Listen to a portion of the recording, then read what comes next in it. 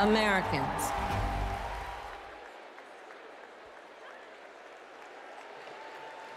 Please welcome Vermont Senator Bernie Sanders.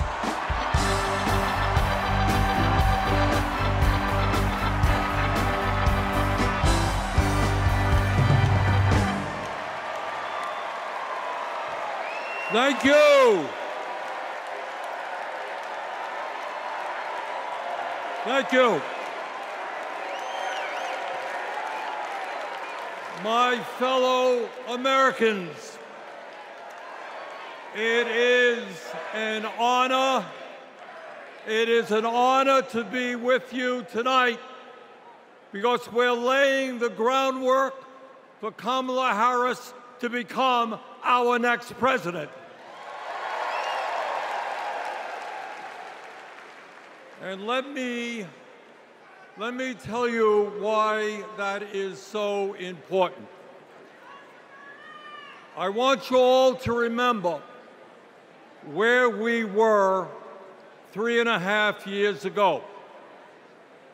We were in the midst of the worst public health crisis in 100 years and the worst economic downturn since the Great Depression. 3,000 Americans were dying every day, and our hospitals were overwhelmed with COVID patients. All across the country, businesses were shutting down. Unemployment was soaring. Workers were losing their health insurance. Schools were closing. State and city budgets were running out of money. People were being evicted from their homes. Children in America were going hungry. That was the reality the Biden-Harris administration faced as they entered the Oval Office. A nation suffering, a nation frightened, and people looking to their government for support. And within 2 months of taking office, our government did respond.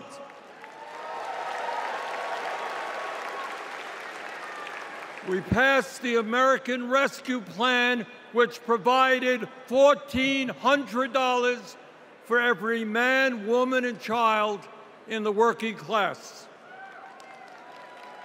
We extended and expanded benefits for the unemployed.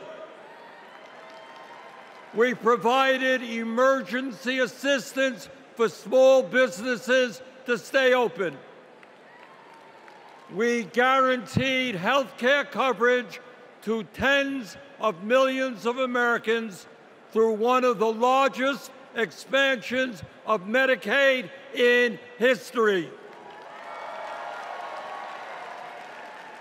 We provided rent relief and mortgage assistance, which prevented tenants and homeowners from being evicted. We established emergency food programs for hungry children and the elderly, and protected the pensions of millions of union workers and retirees from being slashed by up to 65%. Oh, and by the way, we cut childhood poverty by over 40% through an expanded child tax credit. Thank you, President Biden. Thank you, Vice President Harris. Thank you, Democratic Congress.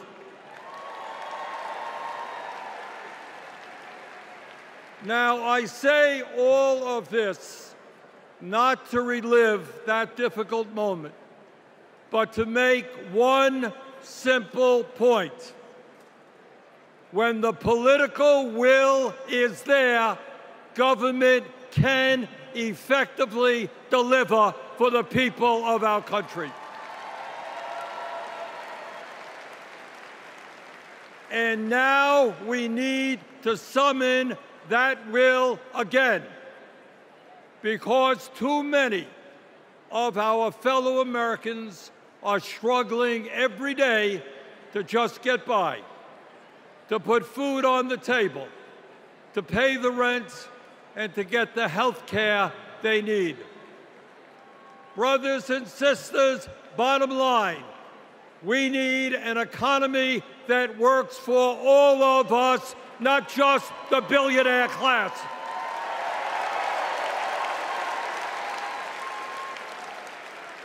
My fellow Americans, when 60% of our people live paycheck to paycheck, the top 1% have never, ever had it so good.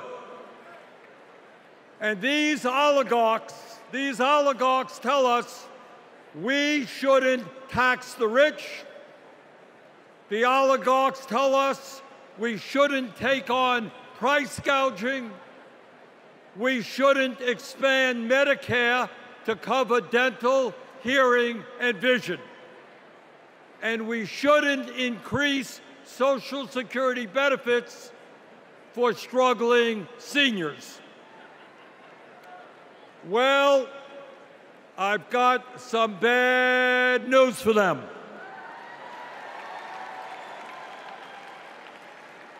That is precisely what we are going to do.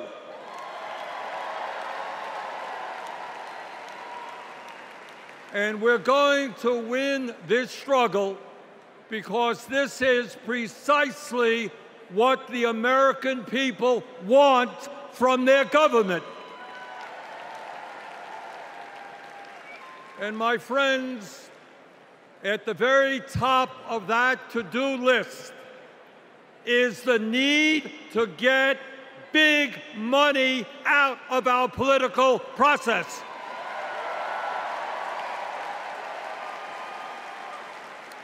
Billionaires in both parties should not be able to buy elections, including primary elections.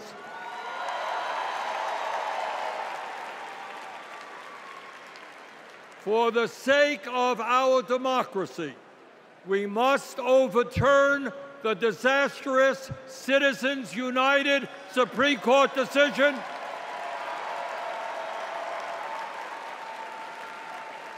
and move toward public funding of elections. And let me tell you what else we must do.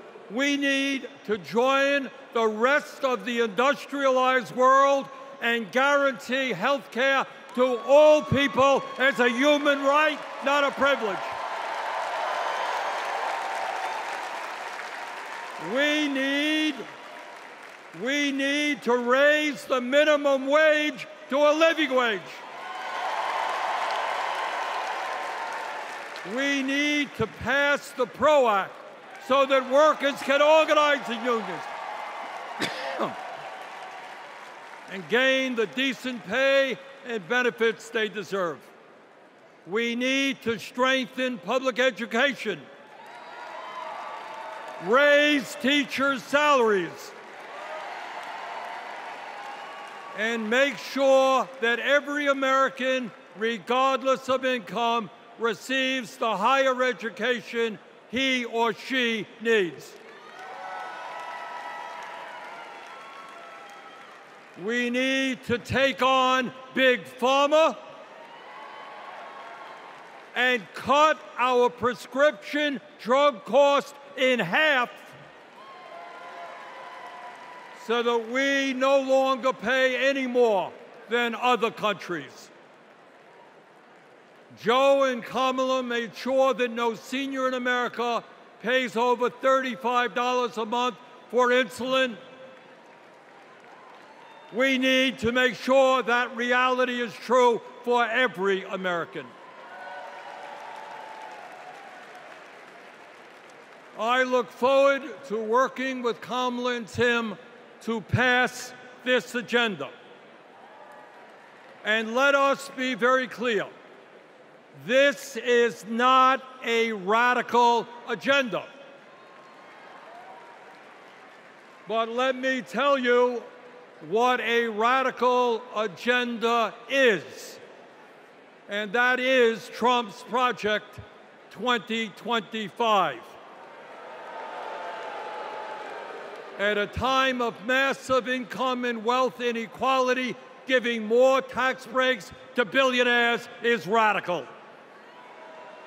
Putting forth budgets to cut Social Security, Medicare, and Medicaid is radical. Letting polluters destroy our planet is radical. And my friends, we won't let that happen.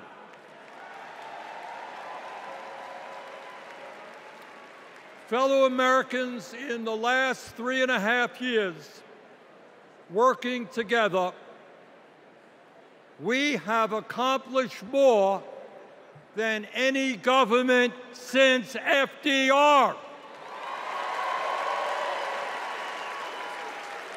But much, much more remains to be done.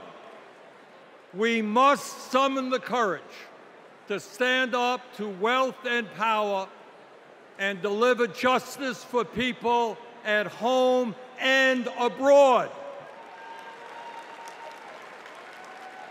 Abroad,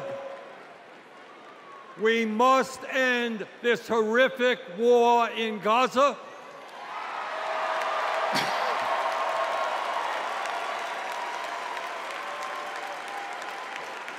Bring home the hostages and demand an immediate ceasefire.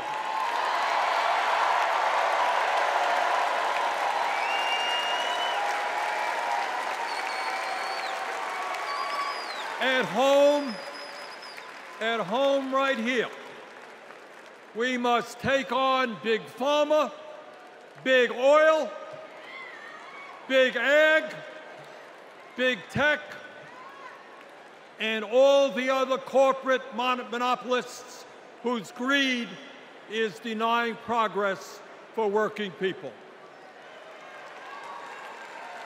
On November 5th, let us elect Kamala Harris as our president, and let us go forward to create the nation we know we can become. Thank you all very much.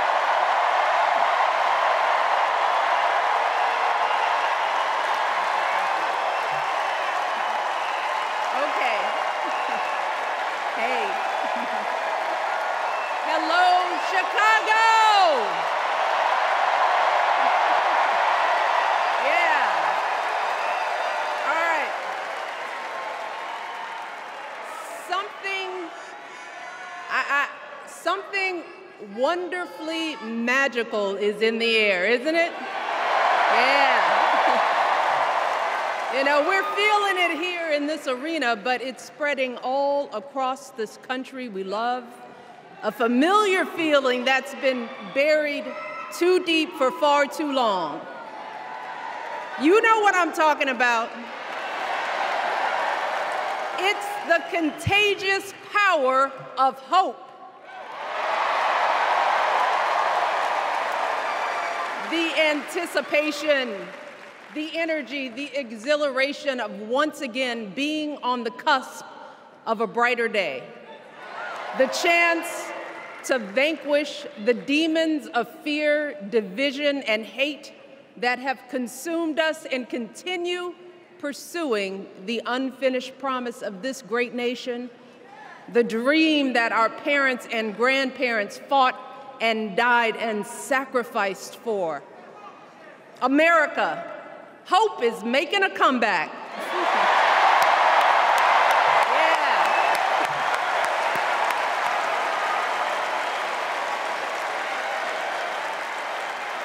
But to be honest, I am realizing that until recently, I have mourned the dimming of that hope. And maybe you've experienced the same feelings, that deep pit in my stomach, a palpable sense of dread about the future. And for me, that mourning has also been mixed with my own personal grief. The last time I was here in my hometown was to memorialize my mother, the woman who showed me the meaning of hard work and humility and decency, the woman who set my moral compass high and showed me the power of my own voice. Folks,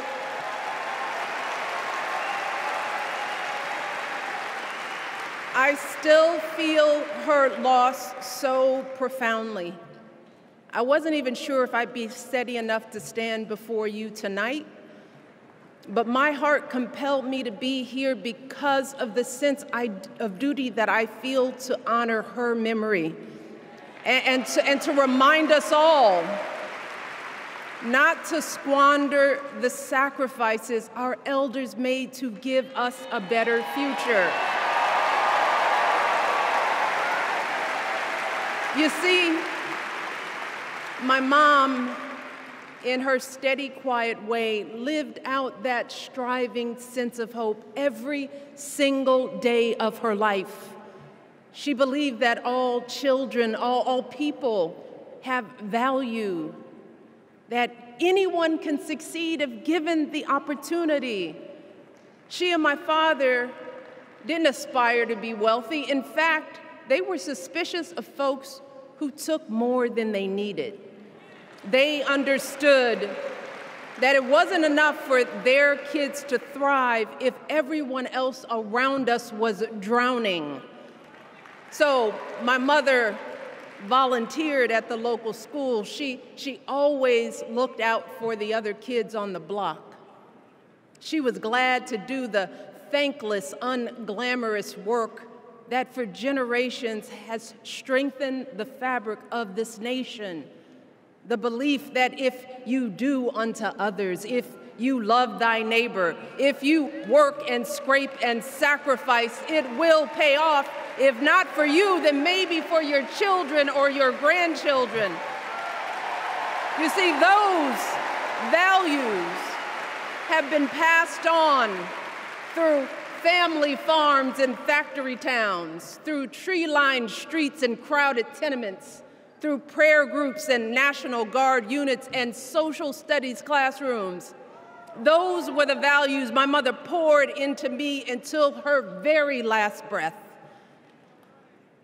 Kamala Harris and I built our lives on those same foundational values. Even though our mothers grew up an ocean apart, they shared the same belief in the promise of this country. That's why her mother moved here from India at 19. It's why she taught Kamala about justice, about the obligation to lift others up, about our responsibility to give more than we take. She'd often tell her daughter, "Don't sit around and complain about things. Do something." So, with that voice in her head, Kamala went out and she worked hard in school, graduating from an HBCU, earning her law degree at a state school. And then she went on to work for the people, fighting to hold lawbreakers accountable, strengthening the rule of law, fighting to get folks better wages, cheaper prescription drugs, a good education, decent health care, child care, elder care. From a middle-class household, Kamala worked her way up to become Vice President of the United States of America. My girl, Kamala Harris, is more than ready for this moment. She is one of the most qualified people ever to seek the office of the presidency. And she is one of the most dignified. A tribute to her mother, to my mother, and to your mother too. The embodiment of the stories we tell ourselves about this country. Her story is your story. It's my story. It's the story of the vast majority of Americans trying to build a better life. Look, Kamala knows, like we do, that regardless of where you come from, what you look like, who you love, how you worship, or what's in your bank account, we all deserve the opportunity to build a decent life. All of our contributions deserve to be accepted and valued. Because no one has a monopoly on what it means to be an American. No one.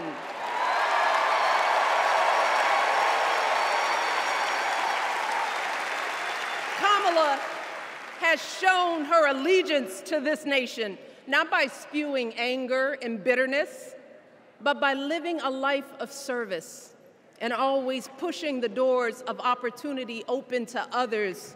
She understands that most of us will never be afforded the grace of failing forward. We will never benefit from the affirmative action of generational wealth.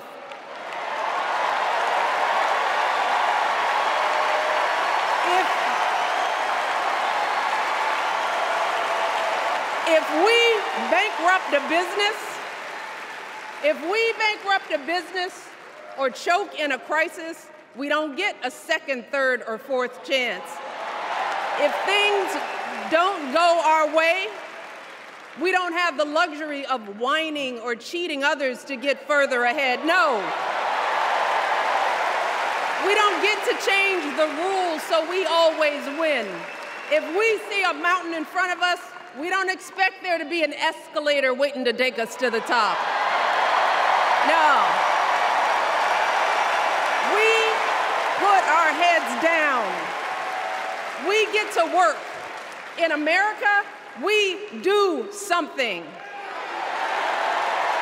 And throughout her entire life, that's what we've seen from Kamala Harris. The steel of her spine, the steadiness of her upbringing, the honesty of her example, and yes, the joy of her laughter and her light.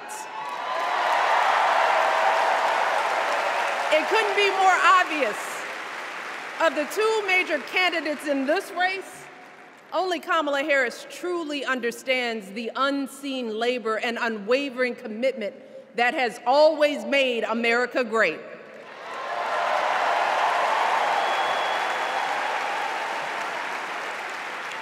Now, unfortunately, we know what comes next.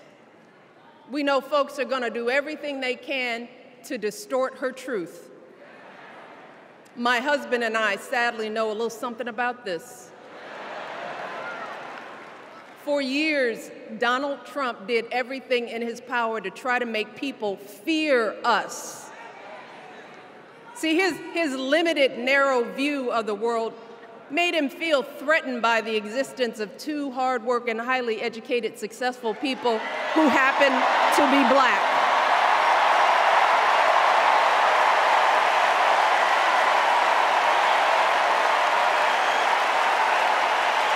Wait.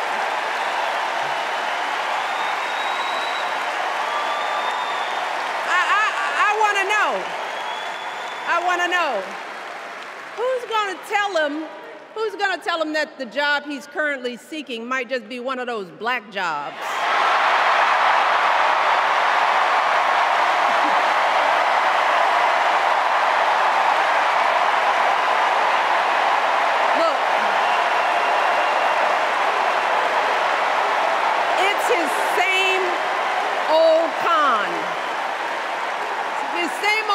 on. Doubling down on ugly, misogynistic, racist lies as a substitute for real ideas and solutions that will actually make people's lives better.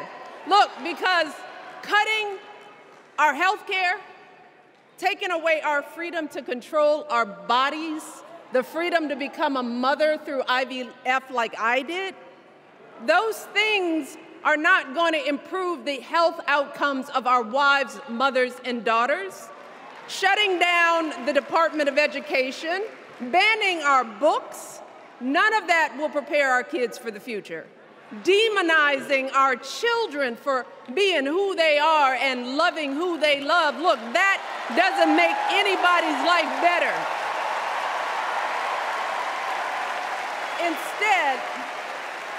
Instead, it only makes us small. And let me tell you this, going small is never the answer. Going small is the opposite of what we teach our kids. Going small is petty, it's unhealthy, and quite frankly, it's unpresidential.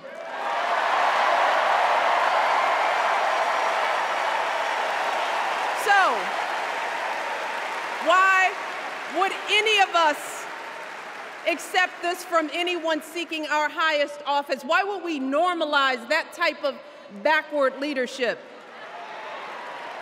Doing so only demeans and cheapens our politics. It only serves to further discourage good, big-hearted people from wanting to get involved at all. America, our parents taught us better than that, and we deserve so much better than that. That's why we must do everything in our power to elect two of those good, big-hearted people. There is no other choice than Kamala Harris and Tim Walz. No other choice.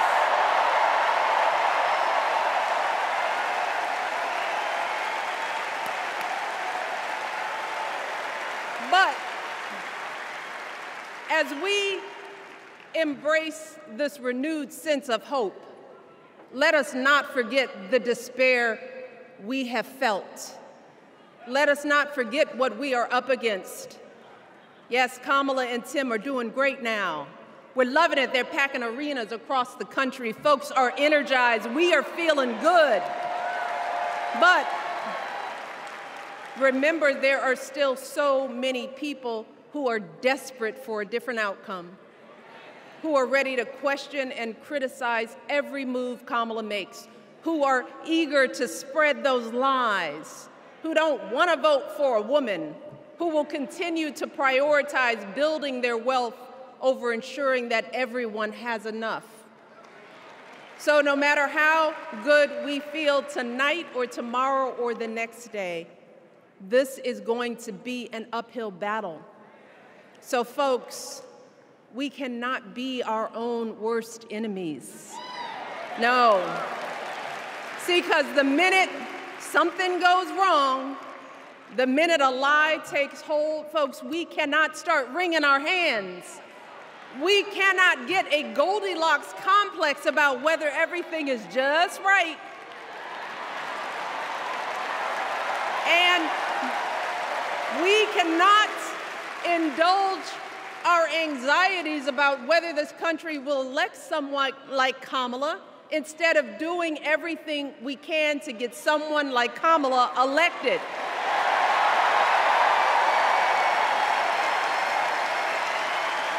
Kamala and Tim, they have lived amazing lives.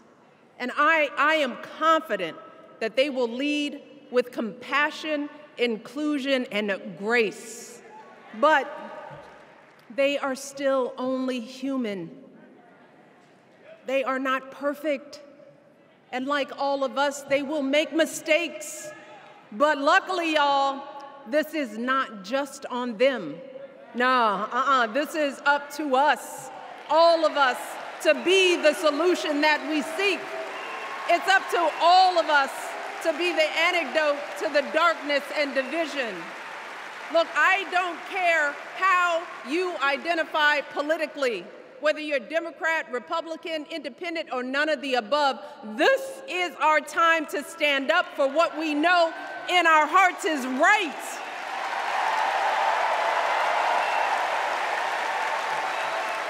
To stand up not just for our basic freedoms, but for decency and humanity, for basic respect, dignity, and empathy, for the values at the very foundation of this democracy. It's up to us to remember what Kamala's mother told her. Don't just sit around and complain, do something. So if they lie about her, and they will, we've got to do something. If we see a bad poll, and we will, we got to put down that phone and do something. If we start feeling tired, if we start feeling that dread creeping back in, we got to pick ourselves up, throw water on our face, and what? Do something. We only have 2.5 months, y'all, to get this done. Only 11 weeks to make sure every single person we know is registered and has a voting plan. So we cannot afford for anyone America to sit on their hands and wait to be called. Don't complain if no one from the campaign has specifically reached out to you to ask you for your support. There is simply no time for that kind of foolishness. You know what you need to do. So, consider this to be your official ask. Michelle Obama is asking you, no, I'm telling y'all to do something.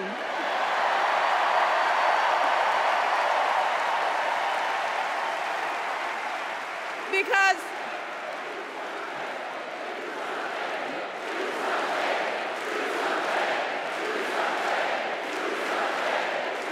you all, this election is going to be close.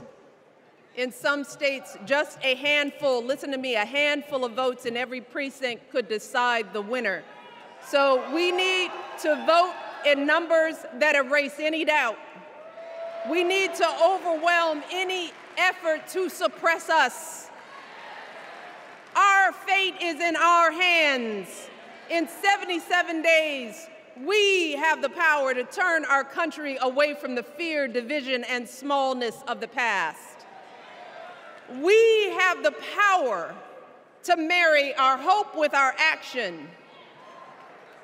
We have the power to pay forward the love, sweat, and sacrifice of our mothers and fathers and all those who came before us. We did it before, y'all, and we sure can do it again. Let us work like our lives depend on it. And let us keep moving our country forward and go higher, yes, always higher than we've ever gone before as we elect the next President and Vice President of the United States, Kamala Harris and Tim Walz. Thank you all. God bless.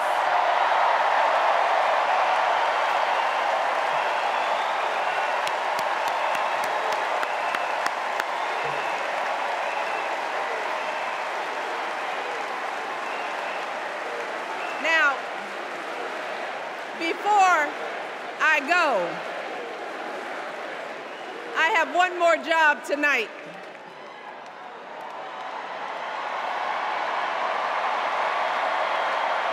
Yeah, one more job. You all, thank you for all the love, but it is now my honor to introduce somebody who knows a whole lot about hope. Someone who has spent his life strengthening our democracy, and let me tell you, as someone who lives with him, he wakes up every day, and thinks about what's best for this country. Please welcome America's 44th President and the love of my life, Barack Obama.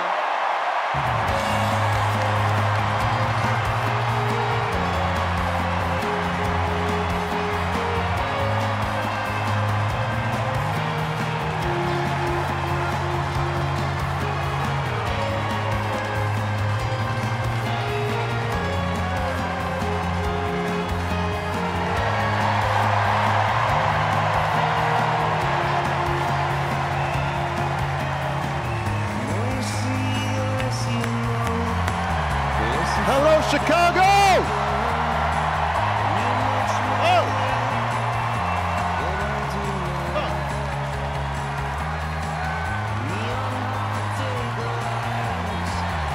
Thank you.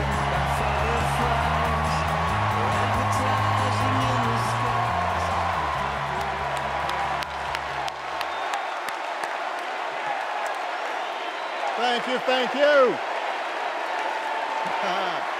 Thank you, everybody. Thank you.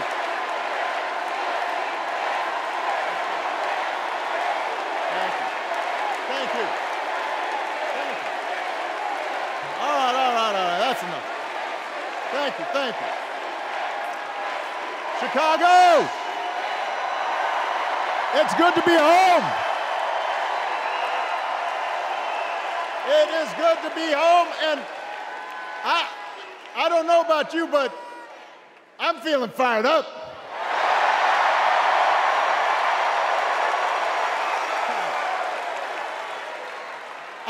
I am feeling ready to go.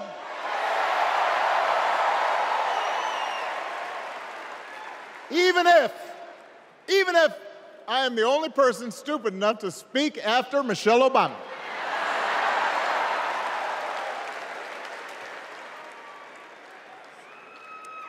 I am feeling hopeful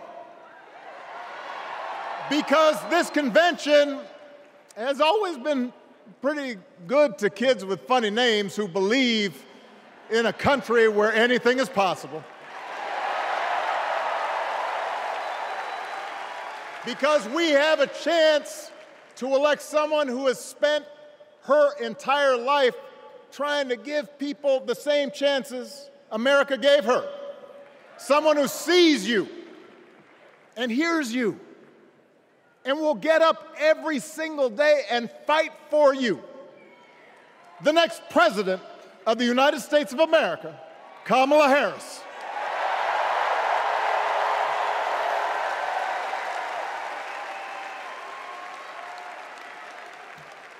It's been 16 years since I had the honor of accepting this party's nomination for president. And I know that's hard to believe because I have not aged a bit. But it's true. And looking back, I can say without question that my first big decision as your nominee turned out to be one of my best. And that was asking Joe Biden to serve by my side as vice president.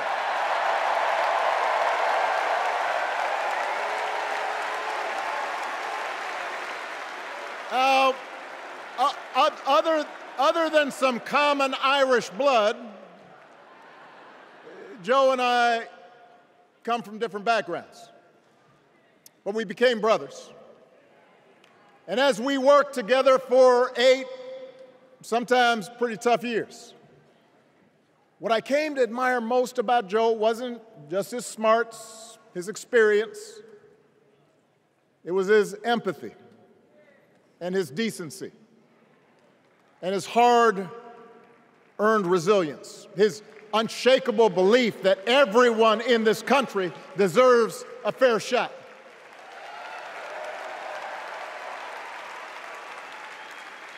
And over the last 4 years, those are the values America has needed most. At a time when millions of our fellow citizens were sick and dying, we needed a leader with the character to put politics aside and do what was right. At a time when our economy was reeling, we needed a leader with the determination to drive what would become the world's strongest recovery. 15 million jobs, higher wages, lower health care costs. At a time when the other party had turned into a cult of personality, we needed a leader who was steady and brought people together and was selfless enough to do the rarest thing there is in politics, putting his own ambition aside for the sake of the country.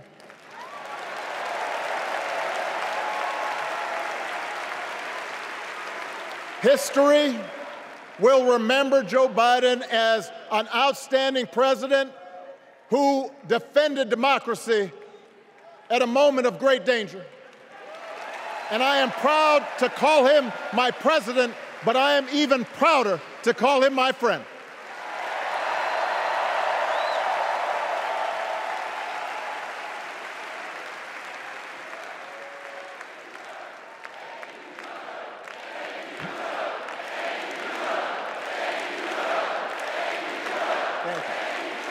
Now, the torch has been passed. Now it is up to all of us to fight for the America we believe in. And make no mistake, it will be a fight. For all the incredible energy we've been able to generate over the last few weeks, for all the rallies and the memes, this will still be a tight race in a closely divided country. A country where too many Americans are still struggling. Where a lot of Americans don't believe government can help. And as we gather here tonight, the people who will decide this election are asking a very simple question.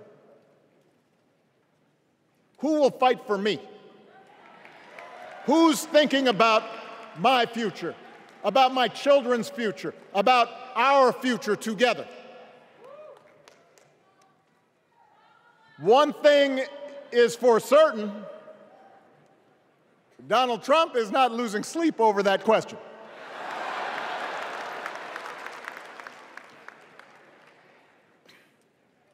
Here's a 78-year-old billionaire who has not stopped whining about his problems since he rode down his golden escalator 9 years ago. It has been a constant stream of gripes and grievances that's actually been getting worse now that he's afraid of losing to Kamala. There's the childish nicknames, the crazy conspiracy theories, this weird obsession with crowd sizes.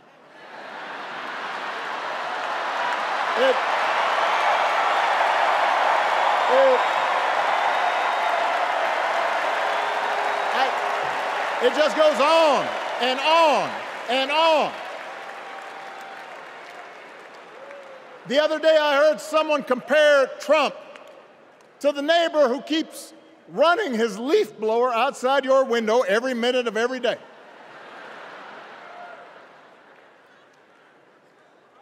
Now, from a neighbor, that's exhausting.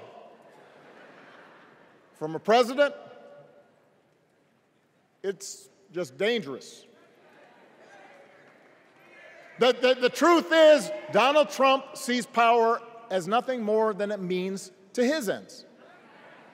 He wants the middle class to pay the price for another huge tax cut that would mostly help him and his rich friends. He killed a bipartisan immigration deal written in part by one of the most conservative Republicans in Congress that would have helped secure our southern border because he thought trying to actually solve the problem would hurt his campaign. He doesn't. Do not boo. Vote.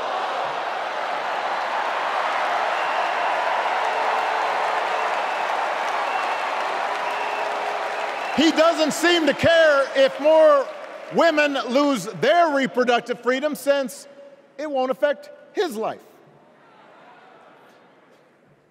And most of all, Donald Trump wants us to think that this country is hopelessly divided between us and them, between the real Americans, who of course support him, and the outsiders who don't.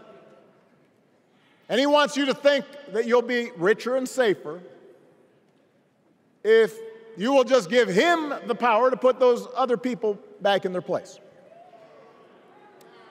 It is one of the oldest tricks in politics from a guy who has let's face it, gotten pretty stale. We do not need 4 more years of bluster and bumbling and chaos. We have seen that movie before, and we all know that the sequel is usually worse.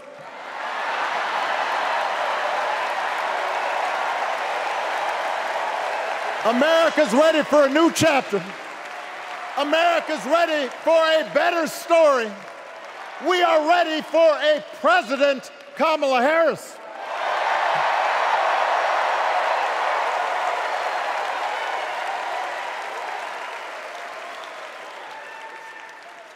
And Kamala Harris is ready for the job. This is a person who has spent her life fighting on behalf of people who need a voice and a champion. As you heard from Michelle, Kamala was not born into privilege. She had to work for what she's got. And she actually cares about what other people are going through. She's not the neighbor running the leaf blower. She's the neighbor rushing over to help when you need a hand. As a prosecutor, Kamala stood up for children who had been victims of sexual abuse. As an attorney general of the most populous state in the country, she fought big banks and for-profit colleges, securing billions of dollars for the people they had scammed. After the home mortgage crisis, she pushed me and my administration hard to make sure homeowners got a fair settlement. Didn't matter that I was a Democrat. Didn't matter that she had knocked on doors for my campaign in Iowa. She was going to fight to get as much relief as possible for the families who deserved it.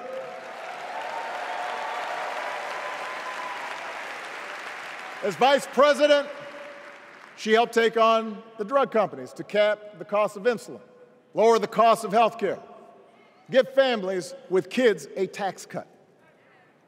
And she is running for president with real plans to lower costs even more and protect Medicare and Medicaid and sign a law to guarantee every woman's right to make her own health care decisions.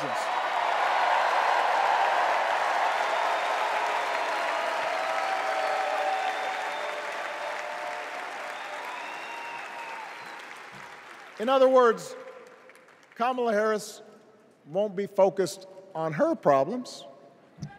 She'll be focused on yours. As president, she won't just cater to her own supporters and punish those who refuse to kiss the ring or bend the knee. She'll work on behalf of every American. That's who Kamala is. And in the White House, she will have an outstanding partner in Governor Tim Walz.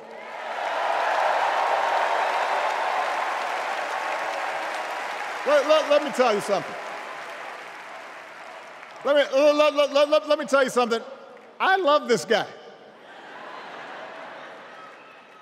Tim is the kind of person who should be in politics. Born in a small town, served his country, taught kids, coached football, took care of his neighbors. He knows who he is, and he knows what's important. You can tell those flannel shirts he wears don't come from some political consultant. They come from his closet, and they have been through some stuff.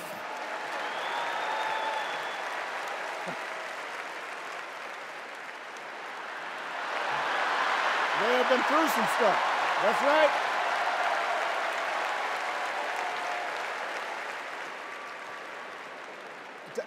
Together, Kamala and Tim have kept faith with America's central story. A story that says we are all created equal. All of us endowed with certain inalienable rights, that everyone deserves a chance, that even when we don't agree with each other, we can find a way to live with each other. That's Kamala's vision. That's Tim's vision. That's the Democratic Party's vision. And our job over the next 11 weeks is to convince as many people as possible to vote for that vision. Now, it won't be easy. The other side knows it's easier to play on people's fears and cynicism, always has been. They will tell you that government is inherently corrupt, that sacrifice and generosity are for suckers. And since the game is rigged, it's okay to take what you want and just look after your own. That's the easy path. We have a different task. Our job is to convince people that democracy can actually deliver. And in doing that, we can't just point to what we've already accomplished. We can't just rely on the ideas of the past. We need to chart a new way forward to meet the challenges of today. And Kamala understands this. She knows, for example, that if we want to make it easier for more young people to buy a home, we need to build more units and clear away some of the outdated laws and regulations that made it harder to build homes for working people in this country. That is a priority, and she's put out a bold new plan to do just that.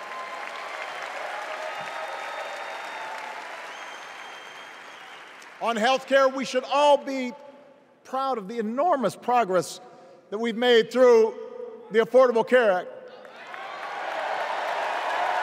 providing millions of people access to affordable coverage, protecting millions more from unscrupulous insurance practices.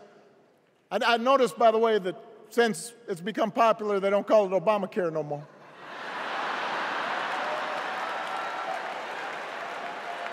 But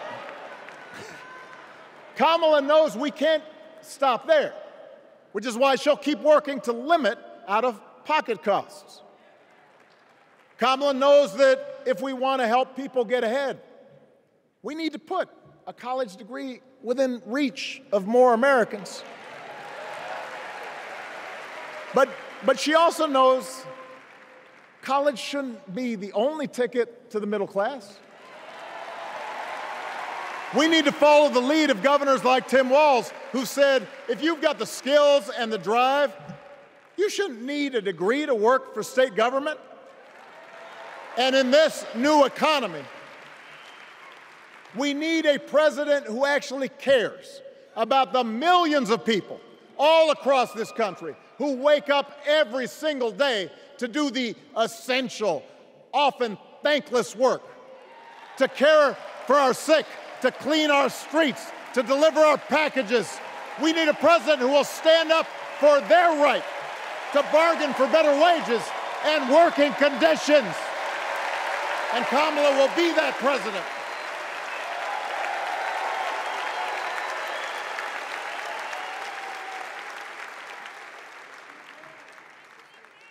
Yes, she can.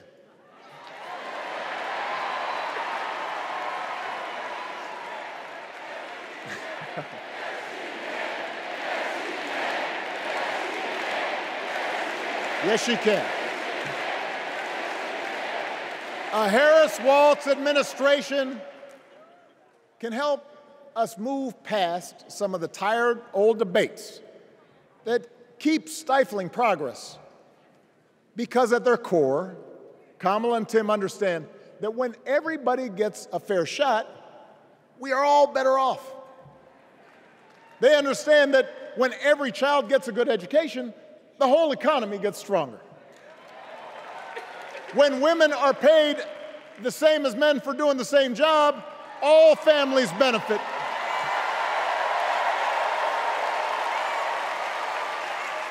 They understand that we can secure our borders without tearing kids away from their parents, just like we can keep our streets safe while also building trust between law enforcement and the communities they serve and eliminating bias. That will make it better for everybody.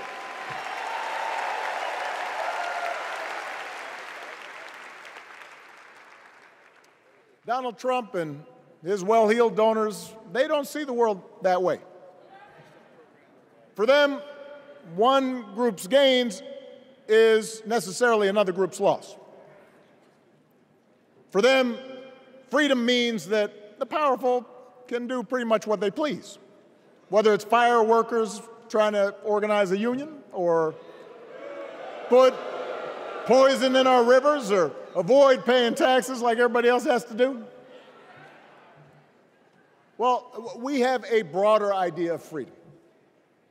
We believe in the freedom to provide for your family if you're willing to work hard. The freedom to breathe clean air and drink clean water and send your kids to school without worrying if they'll come home. We believe that true freedom gives each of us the right to make decisions about our own life, how we worship, what our family looks like, how many kids we have, who we marry. And we believe that freedom requires us to recognize that other people have the freedom to make choices that are different than ours. That's okay.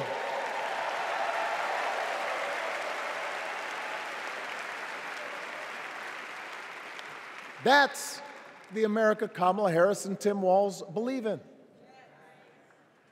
An America where we, the people, includes everyone. Because that's the only way this American experiment works. And despite what our politics might suggest, I think most Americans understand that. Democracy isn't just a bunch of abstract principles and dusty laws in some book somewhere. It's the values we live by. It's the way we treat each other, including those who don't look like us, or pray like us, or see the world exactly like we do.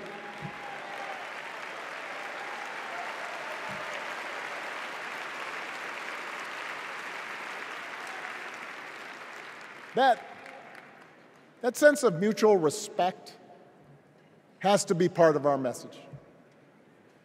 Our politics have become so polarized these days that all of us across the political spectrum seem so quick to assume the worst in others, unless they agree with us on every single issue. We start thinking that the only way to win is to scold and shame and out-yell the other side. And after a while, regular folks just tune out, or they don't bother to vote. Now, that approach may work for the politicians who just want attention and thrive on division, but it won't work for us.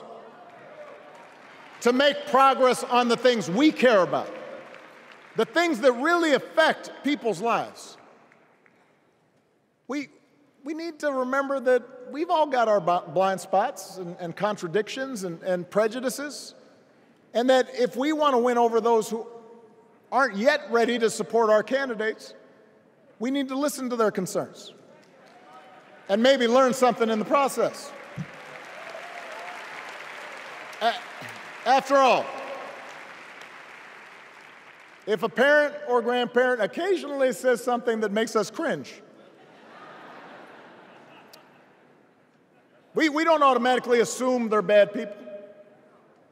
We recognize that the world is moving fast, that they need time and maybe a little encouragement to catch up. Our fellow citizens deserve the same grace we hope they'll extend to us.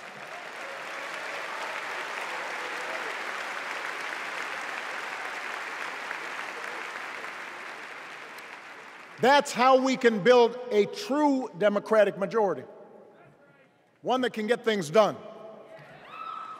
And by the way, that does not just matter to the people in this country. The rest of the world is watching to see if we can actually pull this off.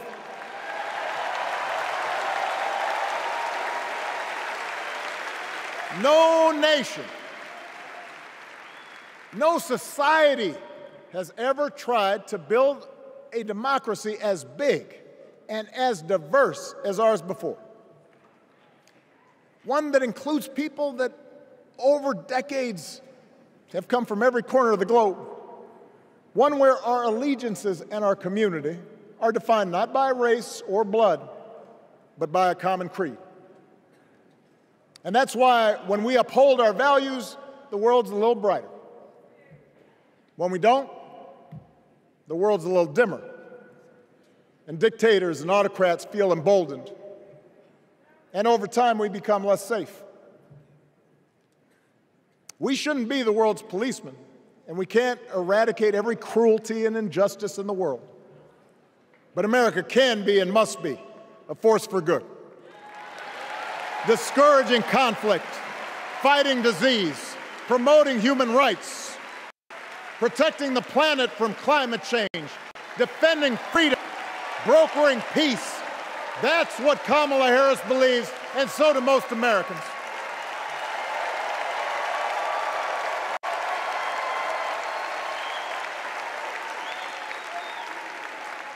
Now,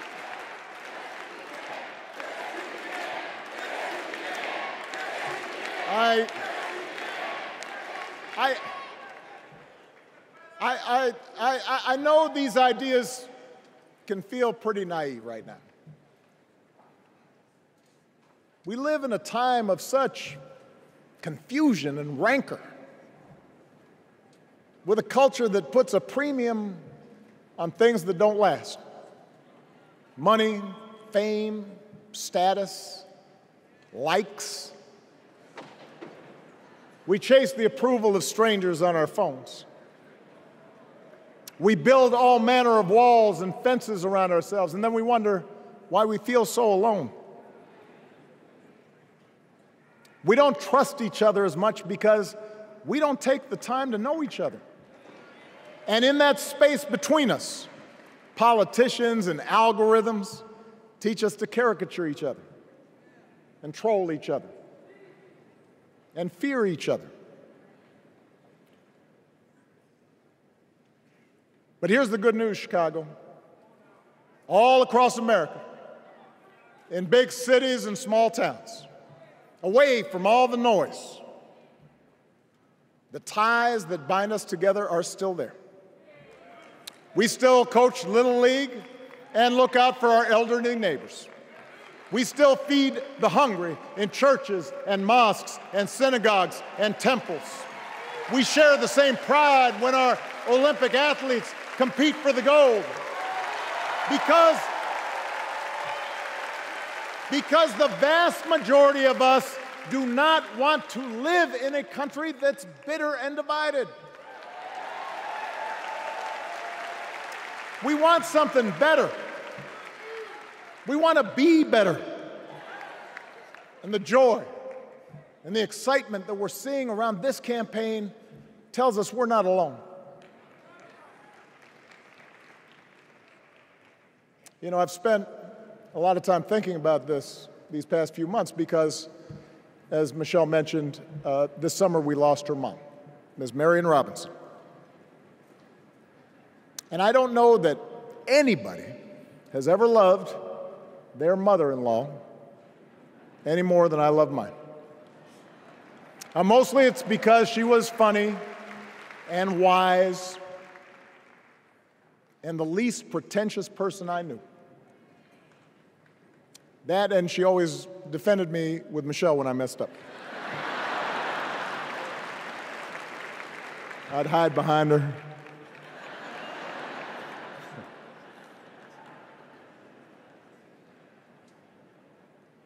But I also think one of the reasons Mary and I became so close was she reminded me of my grandmother, the woman who helped raise me as a child. And on the surface, the two of them did not have a lot in common. One was a black woman from right here, south side of Chicago, right down the way. Went to Englewood High School. The other was a little old white lady born in a tiny town called Peru, Kansas. Now, I know there aren't that many people from Peru. And yet they shared a basic outlook on life. They were strong, smart, resourceful women, full of common sense, who, regardless of the barriers they encountered, and women growing up in the 40s and 50s and 60s, they encountered barriers. They still went about their business without fuss or complaint and provided an unshakable foundation of love for their children and their grandchildren. In that sense, they both represented an entire generation of working people who, through war and depression, discrimination and limited opportunity, helped build this country. A lot of them toiled every day at jobs that were often too small for them and didn't pay a lot. They willingly went without just to keep a roof over their families' heads, just to give their children something better. But they knew what was true. They knew what mattered. Things like honesty and integrity, kindness and hard work. They weren't impressed with braggarts or bullies. They didn't think putting other people down lifted you up or made you strong. They didn't spend a lot of time obsessing about what they didn't have. Instead, they appreciated what they did. They found pleasure in simple things. A card game with friends, a good meal, and laughter around the kitchen table. Helping others. And most of all, seeing their children do things and go places that they would have never imagined for themselves.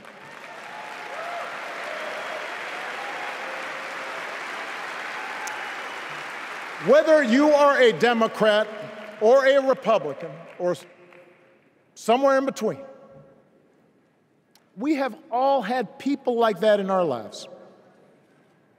People like Kamala's parents, who crossed oceans because they believed in the promise of America. People like Tim's parents, who taught him about the importance of service. Good, hard-working people who weren't famous or powerful, but who managed in countless ways to leave this country just a little bit better than they found it. As much as any policy or program, I believe that's what we yearn for. A return to an America where we work together and look out for each other. A restoration of what Lincoln called, on the eve of Civil War,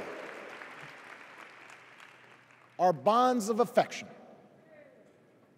An America that taps what he called the better angels of our nature. That is what this election is about. And I believe that's why if we each do our part over the next 77 days, if we knock on doors, if we make phone calls, if we talk to our friends, if we listen to our neighbors, if we work like we've never worked before, if we hold firm to our convictions, we will elect Kamala Harris as the next President of the United States, and Tim Walz as the next Vice President of the United States. We will elect leaders up and down the ballot who will fight for the hopeful, forward-looking America we all believe in, and together we too will build a country that is more secure and more just, more equal, and more free. So let's get to work. God bless you. And God bless the United States of America.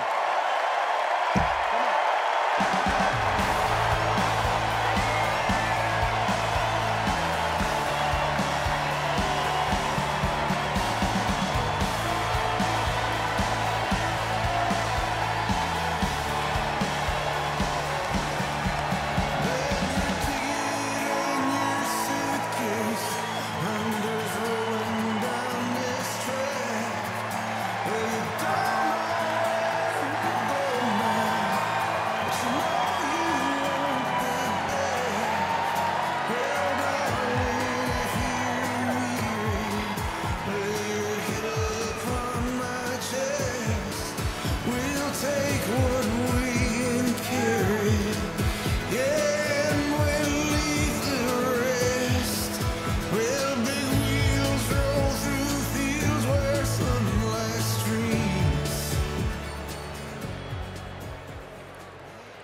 Please stand if you are able for this evening's benediction, offered by Bishop Samuel L. Green Sr. and His Eminence Archbishop Alpiedophorus of the Greek Orthodox Archdiocese of America.